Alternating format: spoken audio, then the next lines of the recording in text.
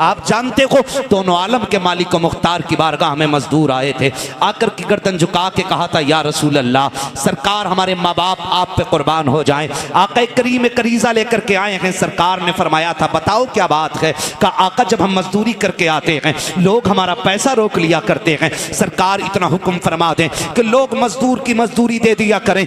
मेरे नबी ने कहा था, अभी कहाँ से आ रहे हो? कहा, सरकार मजदूरी करके आ रहा हूँ। मेरे नबी को उसकी मजदूरी पे इतना प्यार आया, कहा मैं तुझसे मुसाफा करना चाहता हूँ। उन्होंने हाथ पीछे कर लिए। सरकार मेरे हाथ आपको दिखाने के लायक नहीं है। मेरे नबी ने कहा था, मेरे सहाबी क्या हो गया है? उन्होंने हाथ आगे करते करते कहा था, सरकार मेरे हाथ में छाले पड़ गए हैं। आका, कहा आपके हाथ हैं? कहा मजदूर के हाथ हैं। तब मेरे नबी ने मजदूर को इज्जत अता फरमाई थी। कहा तेरे हाथों को देख के मेरा जी चाहता है कि तेरे हाथों को बोसा दे दूं। आका करीम ने फरमाया था, सुन, आज अगर तू सिर्फ मजदूरी की बात कर रहा है, एक ऐलान तो मेरा ये है कि लोगों मजदूर की मजदूरी पसीना सूखने से पहले दे दिया करो। और दूसरा ऐलान ये है कि जो ईमानदारी के साथ मजदूरी करेगा, आका कहते हैं अल कासिबु हबीबुल्लाह, कयामत में अल्लाह के हबीबों की जमात में उठाया जाए। वाह बाबा, सुभान अल्लाह, सुभान अल्लाह, जिंदाबाद।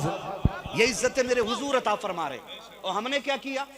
हमने क्या किया? मजाल है कोई जरा सा मुखिया बन जाए, मुखिया 4 वोटों की भीख पे, तो बड़े से बड़े इज्जतदार के आगे टांग पे टांग रख के बैठता है। कोई औकात नहीं है आपकी जनाब। ये भीख में मिली हुई कुर्सी किसी भी दिन जा सकती है, लेकिन एक जो इज्जतों की कुर्सी रब ने अता फरमाई है ना, उस कुर्सी की कोई टांग नहीं तोड़ सकता है। बड़ा जब भी आए ना, उसकी इज्जत किया करो। हुजूर ने फरमाया, जिसने सफ़ेद बालों वाले की इज्जत की, गोया उसने मदीने वाले मोहम्मद की इज्जत कर ली है। इतनी इज्जतें कौन अता फरमाएगा? ये हमारे नबी ने इज्जतें अता फरमाई। खुदा का वास्ता कोई काम ऐसा ना करना कि रब को बुरा लग जाए। अगर वो नाराज हो गया ना, तो फिर सारे करे धरे पे पानी फिर जाएगा। सारे करे धरे पे हम सोचते ही नहीं कभी, बात बात में ना कभी भी किसी को जलील कर देते। इसलिए मैं नौजवानों से कहना चाहूँगा, हम सारे आला हज़रत वाले लोग हैं ना। कितने लोग आला हज़रत वाले हाथ उठा देंगे? सुभान अल्लाह, है ना। जब हम आला हज़रत को मानते हैं तो आला हज़रत की भी माननी चाहिए। माननी चाहिए कि नहीं भाई? डर गए नहीं ना, तो फिर बोलें। जब आला हज़रत को मानते हैं तो आला हज़रत की भी माननी चाहिए, की भी माननी चाहिए, है ना। अजीब रस्म है। बंदा मर जाता, बेटा कब्र पे खड़े होकर कहता, मेरे अब्बा ने किसी का दिल दुखाया हो, भाई किसी का पैसा मारा हो, तो मैं माफी मांग रहा हूं, है ना। ये रस्म, ये ऐलान हो रहा है और ये रस्मन हो रहा है। अगर कोई निकल के कहते तेरे बाप ने मेरे थप्पड़ मारा था, मैं तेरे मारूंगा, लगवा गई नहीं है। ये हो रहा है ऐलान, रस्म चल रही है। भाई मेरे अब्बा पे किसी का हक को मैं देने के लिए तैयार हूं। जब बंदा ये कहता है ना, तो मशीयत का नकीब आवाज देके कहता है, सुन, रजिस्टर बंद हो गया है, अब आज मेरे बंदे का सामना होगा, बीच में तू ना। आज तेरी माफी से क्या होता है? मैंने इसे बड़ी मोहलत दी थी, मेरे उलमा चीखते रहे, मेरा कुरान ऐलान करता रहा, किसी का दिल ना दुखाना, किसी का दिल ना दुखाना। ये तब कहाँ था जब इसने गरीब को थप्पड़ मारा था? तब कहाँ था जब इसने किसी कमजोर को सताया था? हैरत होती है, कब्र पे माफी मांगने वाले जिंदगी में 2 बोल माफी के नहीं कर सकते। मेरी माँ बहनें बैठी हैं, ये भी सुन लें जरा। जब शोहर मर जाता है ना, तो कफन खींच खींच के कहती हैं, हाय माफी दे दो, हाय माफी दे दो। मर गया वो, अब उसके कपड़े उखेड़ या बाल नोच। अब माफी मिलने वाली बोलो नहीं है। अब माफी मिलने वाली, जो काम जिंदगी के हैं वो जिंदगी में कर लेने चाहिए। जो काम जिंदगी के हैं वो जिंदगी में कर लेने चाहिए। बैठ जाओ चाचा, बैठ जाओ भाई, परेशान ना करो, बुजुर्ग आदमी है। तवज्जो है ना? आप देखें मेरी तरफ, ये कोशिश कीजिए जो काम जिंदगी के वो जिंदगी में कर लेने चाहिए। आज तो माफ कीजिएगा, अगर गैरत रह गई है तो गरीबों में रह गई है। लोग जितने बड़े अमीर होते जा रहे हैं, उतने बड़े बेगैरत होते जा रहे हैं। फैशन का नंगा नाच जो अमीरों में नाचा जा रहा है, कम से कम गरीबों में फिर भी खैर है। जोड़ा 18,000 का, बदन फिर भी नंगा, और बाप फख्र से कह रहा बेटी ने 18,000 का जोड़ा खरीदा है। शर्म आनी चाहिए हमारी कौम को, गैरत आनी चाहिए हमारी कौम को। खुदारा ख्याल करें, ख्याल कीजिएगा। मैं एक बात कहना चाहता हूं, बेटियों से भी कहना चाहता हूं, तुम रुतबे में कितनी भी बड़ी हो जाओ, नबी की बेटी खातून जन्नत से बड़ी नहीं हो सकती हो। जिसके एक लाल को हसन कहा जाता हो, जिसके दूसरे लाल को हुसैन कहा जाता हो, जिसकी बेटी जैनब जैसी हो, जिसके पोते जैनुल आबिदीन जैसे हों, उस मां के रुतबे को कौन पहुंच सकता है? जिसने नबी से घुट्टी ली हो, जिसने कुरान नबी की दरसगाह में बैठ के पढ़ा हो, उस खातून जन्नत का मुकाबला कौन कर सकता है? आज ना चेक दे के दामाद को सोच रहा मुर्गा बना लिया मैंने, हाँ, और बेटी भी है तो हुकूमत कर रही है। खुदा के वास्ते मैं बेटियों से कहना चाहूंगा और बेटों से भी, दोनों से कहना चाहूंगा, ये रिश्ते जो है ना, न ये धौंस से चल सकते हैं, न ये डंडे के जोर से चल सकते हैं, और न ये पैसे के वजन से चल सकते हैं। अगर ये चल सकते हैं तो मदीने वाले के करम से चल सकते हैं। हम अपनी बेटियों को कनीज़े फातिमा ज़हरा बनाएं, हम अपने बेटे को गुलाम हैदर कर्रार बनाएं। हमारे बेटों की रविश में अबू बकर सिद्दीक की झलक आनी चाहिए, हमारे बेटों के किरदार में फारूक आजम का किरदार होना चाहिए। जिंदगी तब खूबसूरत गुजरती है जब बेटों में, किरदार में, गुफ्तार में, रफ्तार में उस्मान गनी की झलकियां नजर आया करती हैं। कोशिश ये कीजिएगा, कोशिश पहले कह रहा, टेंशन मत लिए, 10 लाख कैश दिया है, 4 पहिया दे रहा हूं, कुछ भी कह एक फोन कर दिए, ले भाई। ऐसे बेटियां रुखसत की जाती हैं। आज कितनी तलाकें हो रही हैं। मुझे तो कभी कभी हैरत होती है कि तारीख पढ़ो ना पुरानी, तो पहले जब किसी एक बेटी को तलाक होती थी तो बाप महीनों महीनों गैरत से घर से नहीं निकलता था। आज कोर्ट में खड़े होकर बाप कह रहा दे मेरी बेटी को तलाक। अगर वो ना दे, इंसान का बच्चा है और तलाक नहीं देना चाह रहा, कह रहा अगर तू अपने बाप की औलाद है तो दे तलाक। जब ये जुमले आ जाते हैं तो फिर मर्द मजबूर हो जाता है, फिर वो हो जाता है जो नहीं होना चाहिए। ऐसा ही है ना, हमारे घरों के हालात बिगड़ते जा रहे हैं। क्यों? क्योंकि दीन से दूर हो गए। हर बंदे को पैसा चाहिए, ठीक है, जरूरत है पैसा, पैसा बहुत कुछ है लेकिन सब कुछ नहीं है। पैसा बहुत कुछ है लेकिन सब कुछ नहीं है, ये याद रखिएगा। पैसे के लिए इतना मत गिर जाइएगा कि हुजूर का दीन भूल जाएं।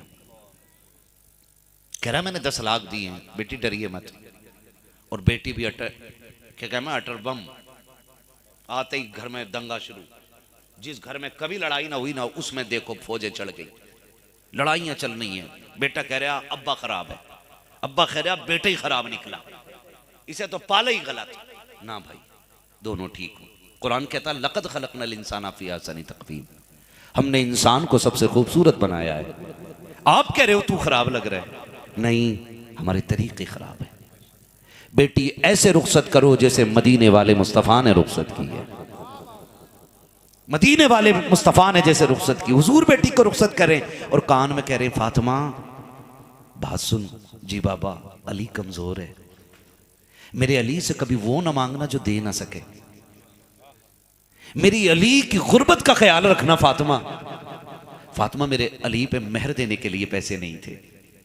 फातिमा, मेरे अली का ख्याल रखना। माना कि अली गरीब है, लेकिन फातिमा अली वो है जिससे रब भी प्यार करता है, रब का महबूब भी प्यार करता है। ऐसे मेरा नबी बेटी को समझा रहा है। और सलाम फातिमा तेरी अजमत को, सलाम खातून जन्नत तेरे किरदार की उन सुनहरे लम्हात को कि जो तूने अली के साथ वफा करके दिखाई। तारीख गवाह है, खुदा की कसम, किसी बड़े से बड़े अमीर की बेटी ऐसी ला के दिखा दो जिसकी शोहर के साथ जिंदगी ऐसी गुजरी हो। 3 दिन हो गए अली के घर आए हुए। एक दिन खड़े खड़े मुसल्ले पे गिर गई, चेहरा जर्द, बदन सर्द। अली बोले खैर है, इतनी कमजोर क्यों हो गई? कहा या रसूल अल्लाह, कहा अली मजबूरी है इसलिए बता रही हूं, तुम पूछ रहे हो, मेरे शोहर हो, शोहर की बात को नहीं डाल सकती। कहा क्या हुआ? कहा 3 दिन हो गए एक लुकमा हलक से नहीं उतरा है। 3 दिन हो गए एक लुकमा हलक से नहीं उतरा है। फातिमा क्यों? कहा मैंने ढूंढा, मुझे मिला नहीं। कहा मांग लिया होता। का फातिमा इतनी बेगैरत तो नहीं कि बाप से किए हुए वादे को तोड़ देती।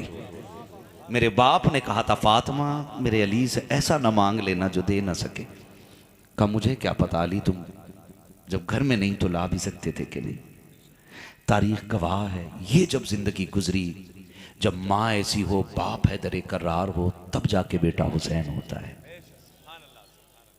पूरी जिंदगी बाप पड़ोसी की मेंढ काटता रहता है।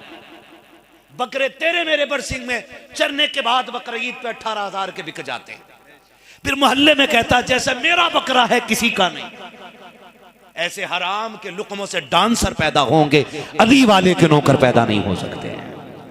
ये भी ख्याल कीजिए, जब बेटा बाप के चेहरे पे जूता लेके खड़ा हो ना, तो फिर मौलवी की तकरीर पे एतराज न करो, फिर इमामों की क़यादत पे एतराज न करो। बात इमाम की आ गई, याद आ गया, ये भी वो मौजू है कसम से, इससे दुखता मौजू कोई नहीं है। पिरधानी कोई हार है, बिस्तर इमाम का बंद जा। बारात में किसी की खाना कम पड़ जाए, निकालो इमाम साहब को। अरे भाई बारात तेरी, खाना तेरा, इमाम क्यों? का फातिहा छोटी पड़ी थी। खुदा के बंदो एक बात बताऊं, ये बात दिल के कानों से सुनना। अल्लाह तौफीक दे और मस्जिद तक चले जाओ ना, तो मस्जिद से निकल के ना उसकी बुराई तो बिल्कुल मत करना जिसके पीछे तुमने नमाज पढ़ी है। उसकी बुराई बिल्कुल मत करना। ये मत सोचना ये मेरी जमात है मैं इसलिए बात कर रहा हूं।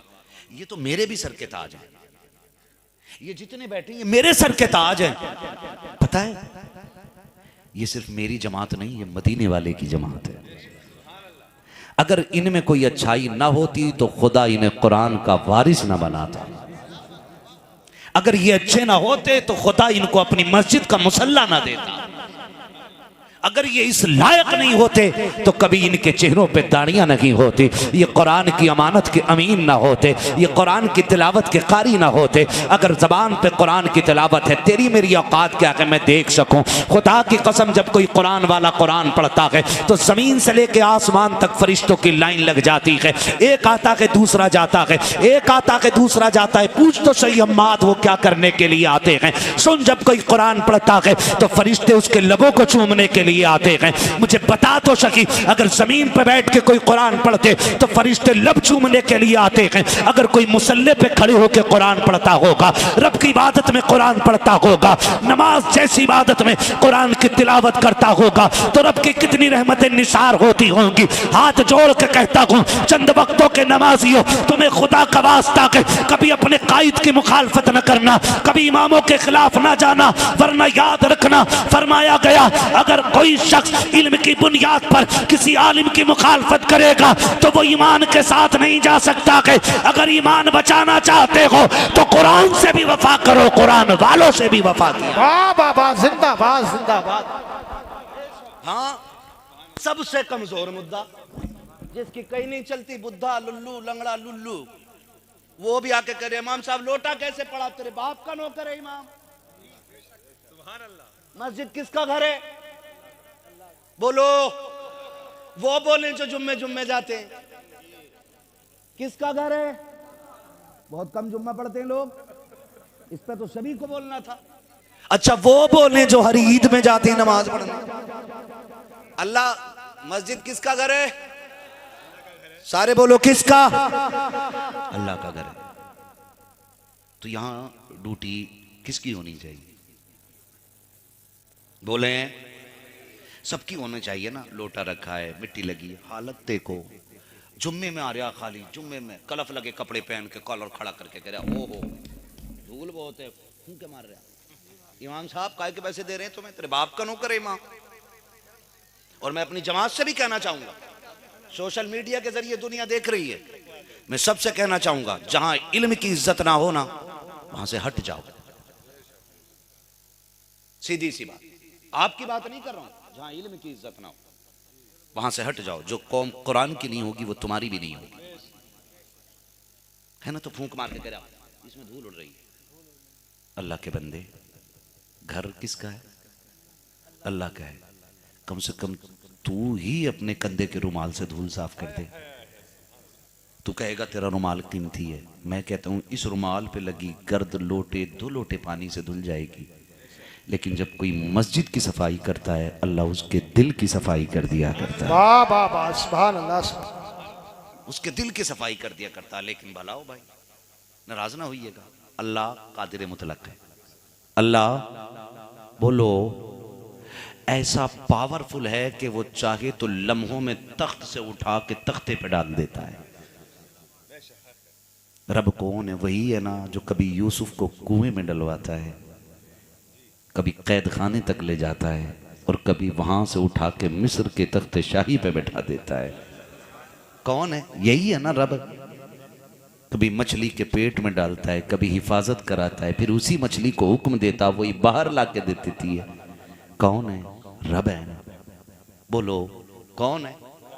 रब है जी। हम तो थोड़े से जरी भी हो गए, हमने मिंबर से बैठ के कह रहे हैं ना मुझे देख के जहन्नम को भी आ गया पसीना, तो जो चरस पी रहा ना वो भी कह रहा हाँ हाँ मुझे देख के पसीना आ गया। चरस ही है,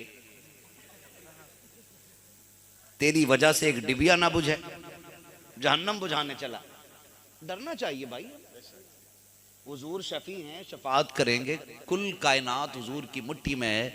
लेकिन एक बात बताओ ना, जब किसी से नाराज हो ना कोई, के अब्बा से क्यों नहीं बोलते कि यार नाराज है? जान आके गैरत आती है। क्या? क्योंकि काम ही ऐसा कर दिया ना कि अब्बा का सामना नहीं होता। एक छोटी सी नाफरमानी करके अब्बा का सामना नहीं होता, पूरी जिंदगी हुजूर की नाफरमानी करके क़यामत में हुजूर का सामना कैसे होना है? कभी ये सोचा करें, हुजूर के लिए करें, हुजूर के लिए करें। कमी रह जाएगी तो फिर हुजूर है ना, कमी रह जाएगी। बरेली से आवाज आती है वो तो निहाया सस्ता सौदा, हम मुफलिस क्या मोल चुकाएं अपना। सुभान अल्लाह, नौजवानों को नाते याद है ना, यही होना चाहिए। अपना हाथ ही खाली है। कोशिश ये करें अल्लाह को राजी कर लें, कोशिश ये करें अल्लाह कादिर मुतलक है। किसी को 10 रुपए बुरे लग रहे हैं तो मेरे हाथ से ले जाए। बड़ी घूर के देखा कुछ लोगों ने इस नोट को। इमाम साहब तो नहीं है, आप नहीं है ना इमाम साहब, गांव के आदमी तो ठीक है, वरना कई बार लोग सोचते रहे इमाम साहब पे आए कहां से पैसे। हाँ, नाराज तो नहीं है ना आप लोग? कोशिश ये कीजिएगा कि अल्लाह हमें तौफीक दे और हम मस्जिद तक चले जाएं ना, उससे रो के कहे मालिक तौफीक भी तूने दी है ना, इन सजदों को कबूल कर ले अपने करम से। ये कोशिश किया करो। ये नहीं कि भाई मैंने देखा ऊंट आई लिया इमाम का, तू नमाज पढ़ लेता कि वहां पे झुक्की मार रहा था। कंडीशन हमारी इबादतों की देखे ना किया करो। तवज्जो है सारे लोगों की? कहां खोले हैं गेसू यार ने, खुशबू कहां तक है। तो कोशिश ये करेंगे हम कि हम मस्जिदों में जाएंगे इंशाअल्लाह, जाएंगे इंशाअल्लाह। इस पे भी सोच के बोलना पड़ रहा है।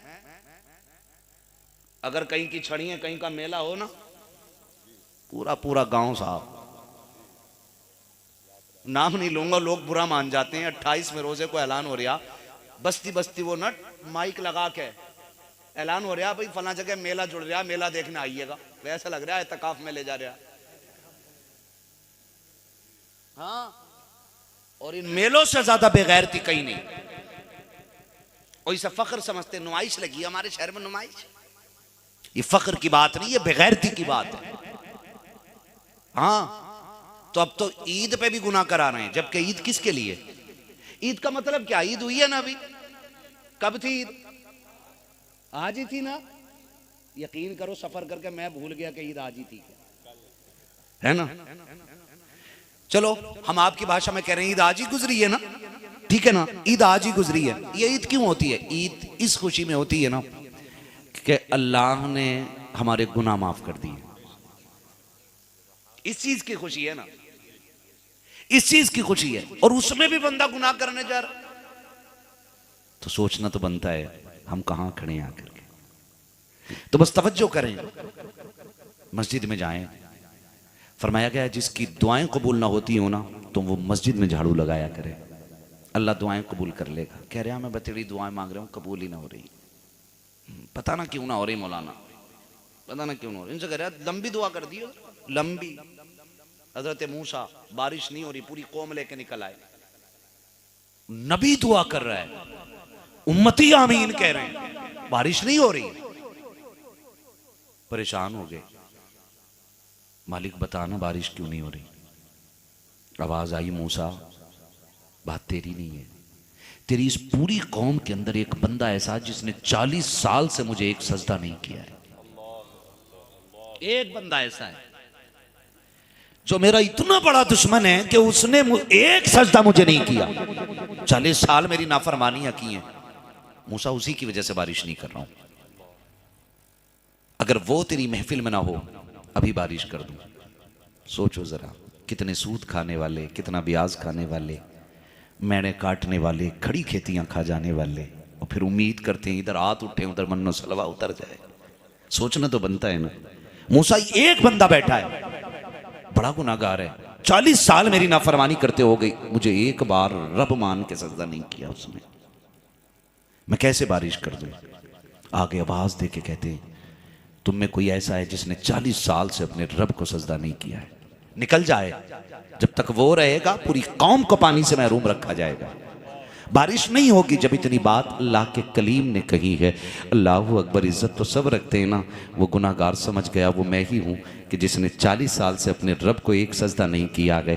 ये हुक्म मेरे लिए आया गया। जानते हो, उसने अपनी गर्दन अपने घुटनों के बीच में डाली, आंखों में आंसू भर लाया, कहने लगा, मालिक आज रुसवाई से बचा ले, मैं वादा करता हूँ कभी तेरी नाफरमानी नहीं करूँगा। इतना कह के अभी आंसू ढलक के रुखसार पे आया कि झमझम बारिश शुरू हो जाती है। अल्लाह के कलीम ने कहा, मालिक मामला समझ में नहीं आया, न कोई गया न कोई आया, तूने तो कहा था वो मेरा नाफरमान बंदा अगर मेरी तेरी महफिल से उठ जाएगा तभी बारिश की जाएगी। मेरे मालिक बता तो सही, ना कोई आया है ना कोई गया है, बारिश कैसे कर दी गई है। रब ने फरमाया, मूसा जिसकी वजह से बारिश नहीं हो रही थी उसी की वजह से बारिश कर दी गई है। ए मेरे मालिक बता तो सही, इतनी देर में क्या हो गया है। कहा, मूसा ये मेरा और मेरे बंदे का मामला है, उसने रो के मुझसे तन्हाई में दिल में तौबा कर ली है, मैंने उसके गुनाह को माफ कर दिया है, मैंने उससे समझौता कर लिया है, उसने मुझसे समझौता कर दिया है, इसलिए बारिश कर दी गई है। रब से कहते, मालिक बता तो सकी, मुझे कम से कम नाम तो बता दे। रब ने फरमाया, मूसा ये पर्दे नहीं उठाए जाएंगे। कहा, किस लिए? कि जरा देख तो सकी, जब वो हमारा दुश्मन था तब हमने पर्दे नहीं उठाए गए, अब तो दोस्त हो गया है, अब कैसे पर्दे उठाए जा रहे। बाबा नारे तकबीर, नारे रिसालत, बस लगे आला हज़रत, जिंदाबाद जिंदाबाद। अपने रब से रिश्ते मजबूत करने बस। रब बड़ा करीम है, हमें आने में देर लगेगी, उसे माफ करने में देर नहीं लगेगी। सुने, रब 70 माओं से ज्यादा प्यार करता है। बोलो सुभान अल्लाह। मैं जानता हूं मैं आपको चटकुले नहीं सुना सकता, मैं आपका मन नहीं बहला सकता, मैं यूं समझे मैं वो कड़वी दवा हूं जो हर किसी के हलक से नहीं उतरती, मगर मैं इतना कहना चाहूंगा, खुदारा आज मुझे बर्दाश्त कर ले। हो सकता है ये बातें कब्र में भी काम देने लग जाए। हाँ, तौफीक अल्लाह देता है, बस जिस दिन उसका करम हो गया दिल भी बदल जाएंगे और उसूल भी बदल जाएंगे इंशाअल्लाह। अपने रब से रिश्ते मजबूत करें नौजवानों। रब कितनी माओं से ज्यादा प्यार करता है? सुभान अल्लाह। कितनी माओं से? पीछे जो मेरे भाई खड़े वो भी बोलें, कितनी? 70 माओं से ज्यादा प्यार करता है। एक बेटा एक बार सोते हुए कह दे, माँ माँ कितनी गहरी नींद में हूं, मैंने देखा है माँ कितनी भी गहरी नींद में हो। हमको माँ का तो होश नहीं रहा है ना, लेकिन हम अपने बच्चों को देखते हैं। आप भी गौर किया करो, आप अपने बच्चों के बचपन में अपना बचपन ढूंढा करो। ये नहीं कि आपका लाल लाल है और आपके बाप का लाल लाल नहीं है। माफ कीजिएगा, कितने लोगों ने बाप के इंतकाल का स्टेटस लगाया अभी, है ना? बड़ी याद आ रही है, बड़ी याद आ रही है। मैं चाहता हूं कुछ लिख दूं लेकिन फिर नहीं लिखता हूं, मगर मैं इतना कहूंगा जरूर, मरने के बाद स्टेटस लगाने से वो राजी नहीं होने वाले। काश जो स्टेटस आपने मरने के बाद लगाया है वो लाइन उनकी जिंदगी में बोलती होती। एक बार परदेश से फोन करके कह दिया होता तेरी बड़ी याद आती है, तो उसे अपने होने का एहसास हो जाता। बाप तब नहीं मरता है जब कफन में लिपट जाता है, बाप तो तभी मर जाता है जब सगा बेटा अपने बाप को याद करना छोड़ देता है। नौजवानों जो परदेश रहते हो उनसे मैं कहूंगा, कभी अचानक में रात में अब्बा को फोन करना, वो कहें बेटे क्या बात है, कहना बड़ी याद आ रही थी। उन्हें लगेगा मैंने किसी लाल को जन्म दिया है, मैंने शेर पाला है, मैंने अपना लाल पाला है। लोग कबूतर पालते हैं, कबूतर देखे होंगे तुमने। अब तो वो दौर नहीं रहा, अब लोग जिम्मेदार हो गए, पढ़े लिखे लोग हो गए, काम में लोग लग गए। पहले कबूतरबाजियां होती थी, है ना, तो लोग फख्र करते थे, मेरा कबूतर देखो, एक बार सीटी बजाता हूं फौरन उतर जाता है।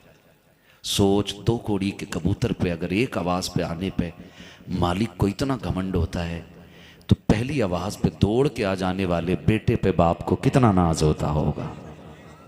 क्यों नहीं सोचते हम ये बातें, क्यों नहीं सोचते? कम से कम इन्हीं से सीख लें, हम इन्हीं से सीख लें। एक बाप थक जाता है एक बेटे के लिए, थक जाता है बाप। बेटों से कहना चाहूंगा, कभी बाप को अपने होने का एहसास दिलाया करो, और ये एहसास दिलाया करो तेरा मेरा अटूट रिश्ता है, मुझे तेरी भी बड़ी याद आती है। बच्चों में देखा करो, मैं अल्लाह की कसम खा के कहता हूं मेरे माँ बाप जिंदा हैं, कोई जाके पूछ ले अगर मैं झूठ बोल रहा हूं। सच बता रहा हूं, मैं कभी बेटे के साथ बैठा होता हूं ना, अचानक उठ के अपने बाप के पास चला जाता हूं, सिर्फ इसलिए मैं ये सोचता हूं अगर मेरा लाल मुझे इतना प्यारा है तो मैं अपने बाप का कितना प्यारा हूंगा। कभी उठ के जाया करो, कभी बैठ जाया करो उनके पास जाके, अब्बा तेरी बड़ी याद आ रही थी। ये कुछ नहीं चाहते यार, ये तुमसे घी के लुक में नहीं चाहते, ये 2 बातें प्यार की जाती, वरना याद रखना यही तो गुजर गई। अब्बा थे, जीते जी गले नहीं मिले, सलाम वालेकुम अब्बा, बस मैं जा रहा हूं, जरा मेरे यार खड़े बाहर। अगर ये कब्रिस्तान चले गए ना, तो मैं कसम खा के कह सकता हूं बड़ी से बड़ी, जब 2 रकात ईदगाह से पढ़ के लौटेगा ना, तू घर नहीं आएगा, इतना तड़पेगा कि सुविधा कब्रिस्तान जाएगा। कदर कर लो इनकी, इन्हें अपने होने का एहसास दिलाया करो। एक आवाज, मैं देखता हूं कितनी भी थकी बच्चों की माँ हो, पूरा दिन काम किया हो और थक के सो गई हो, गहरी नींद में हो, हमारा बेटा बेटी एक आवाज कह दे माँ, एक आवाज दे दे अम्मी कह के, बड़ी गहरी नींद टूट जाती है माँ की। मुझे बता, अगर एक माँ को बेटे से इतना प्यार है तो फिर वो रब जो 70 माँओं से ज्यादा प्यार करता है, वो बंदे की आवाज पे कितनी बार आमिर लब्बैक कहता हो। फरमाया गया जब बंदा एक बार कहता ना या रहमान, अल्लाह 70 बार कहता मांग मेरे बंदे क्या मांगता है। तुम्हारी एक सदा पे 70 बार कहता है। लेकिन हाँ एक चीज आ जाती है बीच में, अरे कर लेंगे, उम्र है, टाइम है, कर लेंगे। कुछ बिगड़े हुए लोग होते ना, तो वो ये जहन देते हैं, वो जहन दे के कहते नहीं भाई टेंशन नहीं है, अरे यार यही तो उम्र है, अगर इसमें शौक पूरे ना करे तो कब करोगे, इसमें शौक पूरे नहीं किए तो कब करो। कौन सा शौक है कि बैठ गाड़ी पे टंकी फुल है मेले में चलने, ये शौक है।